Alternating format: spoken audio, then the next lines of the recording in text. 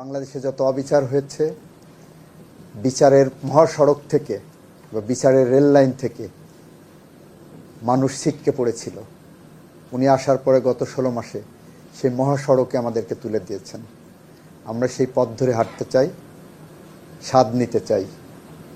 আমরা আশা করি এই পথ ধরে আমরা হাঁটতে পারবো। এটা বলেছি যে ওনার সংস্কারের মধ্যে যেটা এসেছে, একটা নিয়োগ প্রক্রিয়ায় স্বচ্ছতা আনা হয়েছে, এখানে কমার্শিয়াল কোর্ট করা হয়েছে, এখানে বিচারকদের আর্থিক এবং অন্যান্য সুবিধার দিকে নজর দেওয়া হয়েছে। আমরা এই কথাগুলোই বলেছি।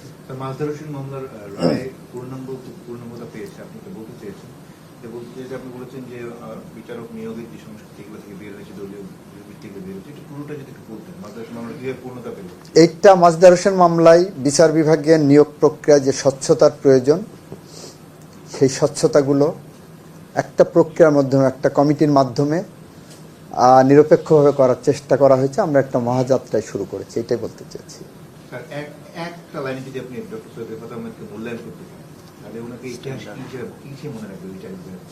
সঠিক মাত্রার কার্বন কম্বিনেশন বৃদ্ধি করে পাইপের ডাক্টিলিটি ও হেভি লোড নেয়ার ক্ষমতা। Falcon MS pipe. ইতিহাস ওনাকে বাংলাদেশের ঝঞ্ঝা বিক্ষুব্ধ সময়ে প্রমিথিউস হিসেবে রাখবে। অনেক আইনজীবী এর আগে আমরা দেখেছি বলেছেন, বা এরকম একটা অভিযোগ আছে যে অ্যাপিলেট ডিভিশনে মামলা নিষ্পত্তি বা মামলা পরিচালনায় খুব ধীরগতি ছিল ওনার সময়। এই বিষয়টার সাথে আপনি আপনার অবজারভেশন? কোয়ালিটি জাজমেন্ট এসেছে ওনার সময়। কোয়ালিটি জাজমেন্ট, লয়ারদের আর্গুমেন্ট করার ক্ষেত্রে যে ডিসস্যাটিসফ্যাকশন থাকতো, যে আমি আমার মামলা বলতে পারতাম না, জাস্ট ধরলাম আর শেষ ভরসাস্থল যেখানে একটা মামলা ধরলাম, কয়েক সেকেন্ডে বের করে দিলাম, এই সংস্কৃতি থেকে উনি বের করে এনেছেন।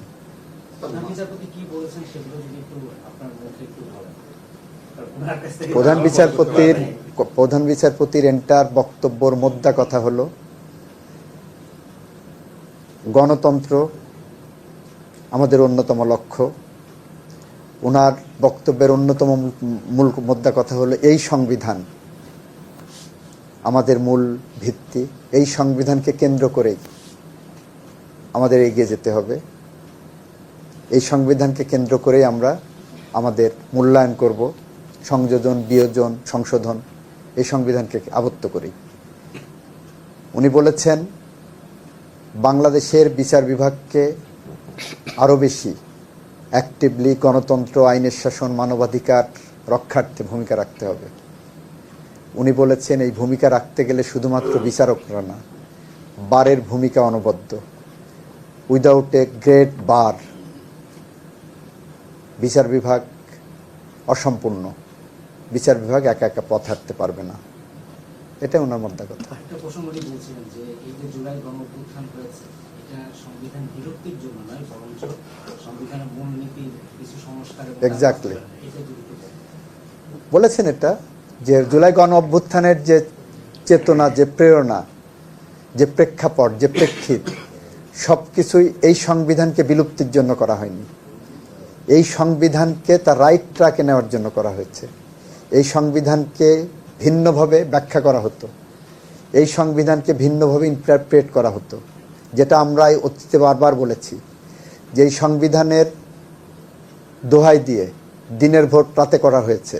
আমরা আগে বলেছি এই সংবিধানের দোহাই দিয়ে দিনের বেলা মানুষ ধরে নিয়ে যে খুন করে দেওয়া হচ্ছে, এই সংবিধানের দোহাই দিয়ে গুম করা হচ্ছে, মিথ্যা মামলা করা হচ্ছে, এবং সাংবিধানিক শাসনের নামে। আমরা বলেছি বারবার, আগেও বলেছি, যে এটা অন্যায়, এটা সাংবিধানিক শাসন না, সংবিধান এটা বলে না। উনিও সেটা বলছেন যে সংবিধান যেটা আছে, সংবিধানের মতো চলা উচিত, সংবিধানকে ভিন্নভাবে পরিচালিত করার সুযোগ নেই। আপনি উত্তর কিভাবে দেবেন জানি না, তো যেহেতু আজকে 25তম বিচারপতির শেষ বিচার কাজ, অবধারিত উদ্ধারিতভাবে প্রশ্ন আসে যে 26তম প্রধান বিচারপতি কে হচ্ছে। তো এখানে লিগেসির একটা বিষয় আছে, আমরা আপনার কাছে জানতে চাই, মানে এই নিয়ে আপনার কাছে কোনো তথ্য আছে কিনা, অথবা প্রত্যাশা কি? প্রথম কথা হলো, আমার কাছে কোনো তথ্য থাকলেও আপনাদের বলবো না। দ্বিতীয় কথা হলো, প্রত্যাশা সাংবিধানিকভাবে যেটা হবে সেটাই হবে। তৃতীয় কথা হলো, কে হবেন, যেই হবেন তিনি বাংলাদেশের প্রধান বিচারপতি, আমাদের প্রধান বিচারপতি। এখানে কোনো ইপস অ্যান্ড বাটস নাই। কিন্তু অনেকগুলো প্রশ্ন এসছে, দুজনের মধ্যে একজন মানে